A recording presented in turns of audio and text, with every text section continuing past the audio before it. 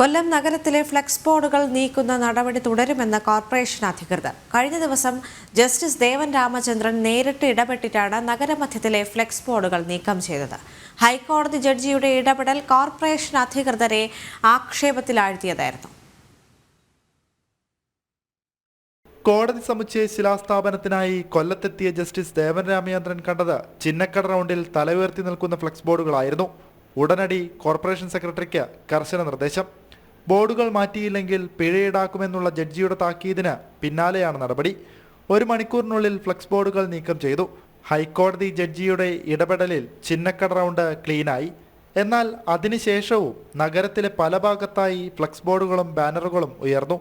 റോഡരികിൽ ഫ്ലെക്സ് ബോർഡുകൾ സ്ഥാപിക്കരുതെന്നാണ് കോടതി ഉത്തരവ്. ആക്ഷേപമുയർന്ന സാഹചര്യത്തിൽ ഫ്ലെക്സ് ബോർഡുകൾ നീക്കം ചെയ്യാനുള്ള നടപടികൾ തുടരുമെന്ന് കോർപ്പറേഷൻ മേയർ അറിയിച്ചു. പദ്ധതി നടപ്പിലാക്കിയപ്പോൾ തന്നെ നമുക്കറിയാം, പൂർത്തീകരിക്കുന്നതിന് മുൻപ് തന്നെ ഇത്തരത്തിലുള്ള ബോർഡുകളും ഫ്ലെക്സുകളും ബാനറുകളും എല്ലാം ഈ ഹാൻഡ് റെയിൽസ് കൊണ്ട് സ്ഥാപിക്കുന്നതായി മനസ്സിലാക്കിക്കൊണ്ട് ഉദ്യോഗസ്ഥന്മാർക്ക് പ്രത്യേക നിർദ്ദേശം കൊടുത്തു. നമ്മുടെ ഹാൻഡ് റെയിൽസിൽ തന്നെ സ്റ്റിക്കറുകൾ പതിക്കണം.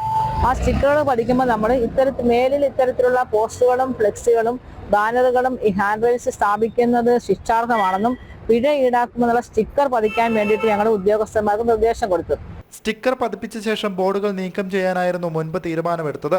എന്നാൽ സ്റ്റിക്കർ കിട്ടാൻ വൈകിയത് നടപടിയെ ബാധിച്ചുവെന്നാണ് വിശദീകരണം. കോർപ്പറേഷന്റെ ഒരു സ്വപ്ന പദ്ധതിയാണ് പദയാത്ര സൗഹൃദ നഗരം. അതിന്റെ ഭാഗമായിട്ടുള്ള പദ്ധതികൾ ആവിഷ്കരിച്ച് നടപ്പിലാക്കിക്കൊണ്ടിരിക്കുകയാണ്. പക്ഷേ ഈ സ്റ്റിക്കർ പതിക്കാനുള്ള താമസം കൊണ്ടാണ് നമുക്ക് വീണ്ടും ഇത്തരം നിർദ്ദേശത്തിന്റെ അടിസ്ഥാനത്തിൽ തന്നെ ഉടനെ മാറ്റേണ്ടതായി വന്നിട്ടുള്ളത്. കോടതി ഉത്തരവ് നടപ്പാക്കാൻ ജഡ്ജി തന്നെ നേരിട്ടിറങ്ങേണ്ടി വന്നത് കോർപ്പറേഷന് ചെറുതായൊന്നുമല്ല കുഴപ്പിച്ചത്.